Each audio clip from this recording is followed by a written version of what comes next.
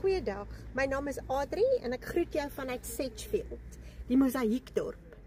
Sedgefield is oral vervraai met mosaïek. Hierdie kewer waarna ek sit, is oordek met mosaïek.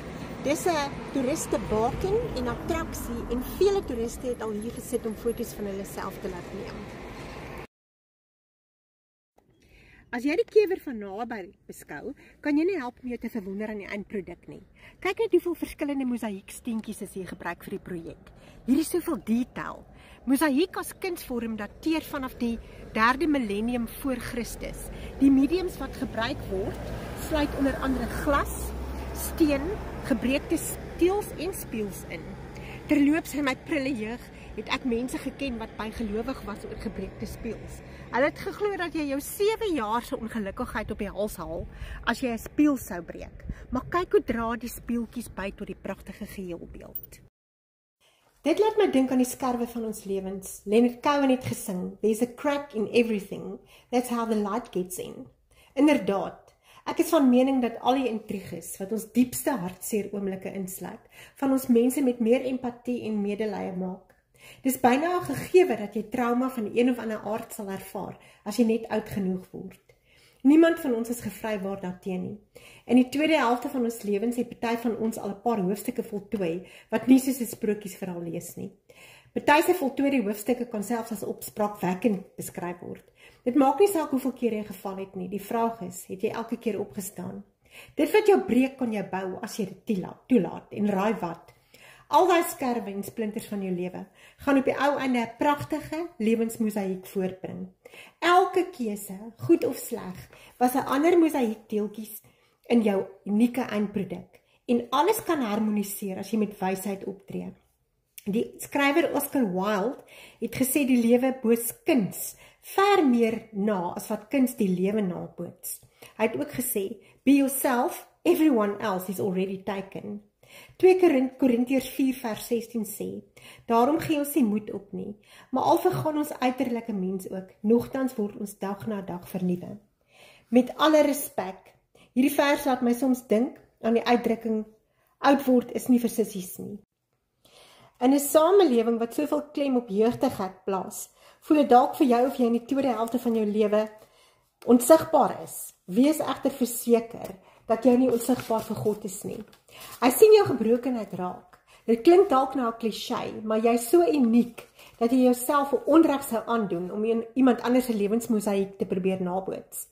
Psalm 139 vers 13 sê, "Ek prys U omdat ek op 'n onsagwekkende, wonderbaarlike wyse gemaak is." Jy is nie deel van massaproduksie nie.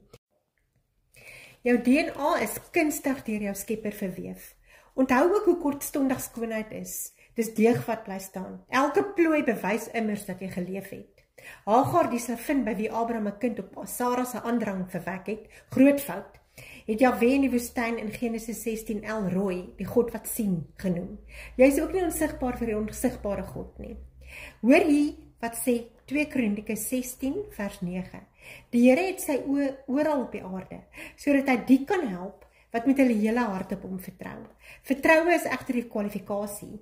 Op jou woestynreis ervaar jy pyn, ja, maar El Roi wil nie hê jy moet in die woestyn met jou pyn omkom nie. Wanneer veerkragtige mense die bodem tref, val hulle nie uit mekaar soos Humpty Dumpty nie, hulle bons terug.